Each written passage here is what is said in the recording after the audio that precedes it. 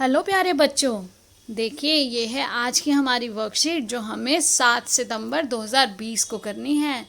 बेटा क्लास 7 की ये वर्कशीट इंग्लिश की है और 1 इसलिए लिखा है क्योंकि अब से आपकी जो सब्जेक्ट स्पेसिफिक वर्कशीट्स आएंगी जो आपके सिलेबस को कवर कराएंगी, इसलिए यहाँ पे आप देखिए आपका वर्कशीट नंबर 1 ऑलरेडी यहाँ पर गिवन है। और वैसे अगर हम देखें जो हमारा सीरियल ऑर्डर चल रहा है तो ये हमारी है वर्कशीट नंबर 55। सैटरडे तक 54 हुई थी, लेकिन सब्जेक्ट स्पेसिफिक आप वर्कशीट नंबर इंग्लिश की 1 क्योंकि लिटरेचर बेस्ड है। Now we can move.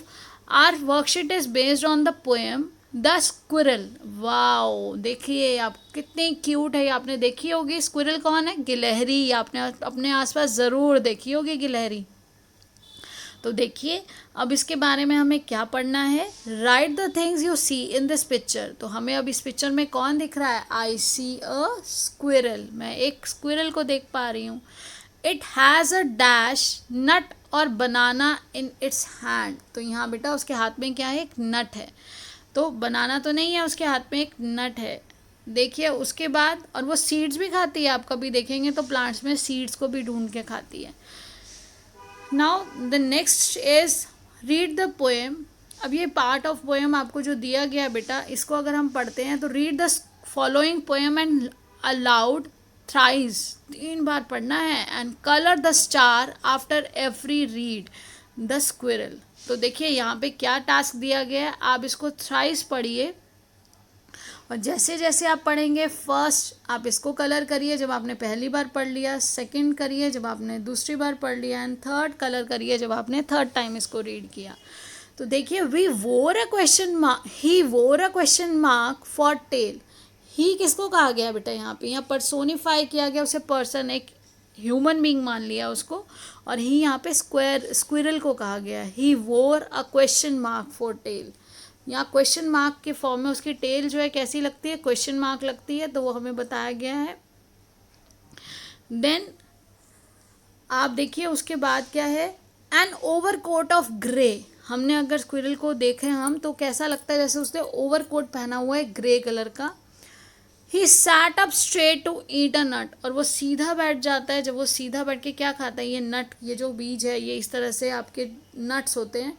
तो जब वो नट खाता है तो कैसे वो सीधा बैठ जाता है, ये आपको दिखाया भी गया पिक्चर में कि नट ईटिंग के टाइम पे वो सीधा बैठता है। He like to tease and play. वो हमें खेलने में और हमें चिढ़ाने में उसे बहुत मज़ा आता है। And if we ran around his tree he went the other way. और अगर जिस पेड़ पे वो रहती है गिलहरी, अगर हम वहाँ पर जाएं तो क्या होगा? वो वहाँ से फुदक के कहीं और। We ran around the tree, हम उस पेड़ के आगे पीछे भाग रहे हैं, हम उसके पीछे भाग रहे हैं और वो कहीं और ही दूसरे रास्ते निकल जाता है वहाँ से। अब देखिए ये किसने लिखी है बेटा? ये पोएम जो लिखी है वो लिखी है माइल्ड्रेड बोअर्स आर्मस्ट्रॉन्ग ने। और देखिए after reading the poem answer the following question. देखिए एमसीक्यूज़ के फॉर्म में अब क्वेश्चन पूछे जाएंगे, इसलिए आपको एमसीक्यूज़ के फॉर्म में ही दिया गया है। आप बहुत अच्छे से, अगर इस आपको अंडरस्टैंडिंग है बेटा पोएम की, तो आप 100% पूरे फुल मार्क्स ले सकते हैं उसमें। तो आपको ध्यान से पढ़ना है। आप अभी से अगर पूरी अंडरस्टैंडिंग के साथ पढ़ेंगे, आपको इसलिए वीडियो बना के दी जा रही हैं ताकि आप उसको क्लियर कर सके, वो कंटेंट, वो पोएम आपको अच्छे से क्लियर हो। और आपसे कुछ भी क्वेश्चन पूछा जाएगा तो आपके लिए एमसीक्यूज़ बहुत हेल्पफुल रहते हैं। लेकिन आप ऑप्शन को ध्यान से देखकर और स्पेलिंग्स ध्यान से नीचे लिखिएगा आंसर में। तो who is he in the poem? तो अभी हमने पढ़ा ही कौन है? स्क्विरल। स्क्विरल को पर्सोनिफाई किया गया है, ही बोला गया। ही और शी तो यूज़ किया जाता है ह्यूमन बींग्स के लिए।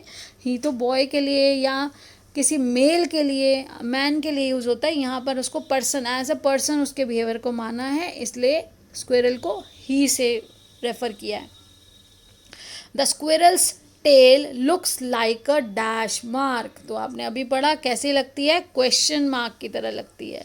The squirrel sits up straight to eat a nut. Squirrel जब सीधा बैठ के क्या खा रहा है? जी, वो नट खाता है। This poem is written by. तो ये देखिए, ये हमें राइटर का नाम, पोएट का नाम यहाँ दिया गया है, माइल्ड्रेड बोअर्स आर्मस्ट्रॉन्ग। ना अब उसके बाद देखिए नेक्स्ट है pick out the rhyming words from the cloud and write them in the blanks below. तो बेटा अब हमें क्या करना है, हमें राइमिंग वर्ड्स निकालने हैं और हमें ऑलरेडी दिए गए हैं क्लाउड में, तो टेल का क्या हो जाएगा, नेल। राइमिंग वर्ड में क्या होता है, जैसे हम हिंदी में तुकबंदी करते हैं, आपके लास्ट जो अल्फ़ाबेट्स हैं आपके साउंड देखिए आप, वो सेम होगी। अब यहाँ देखिए हमें एक एग्जांपल दिया गया है ग्रे वे, और इसको आप बड़ी क्लासेस में राइम स्कीम भी बोलेंगे। तो अब ये राइमिंग जो वर्ड्स हैं उनका आपने देखिए ग्रे वे, नट, नट किससे है बेटा, हट, नट है हट।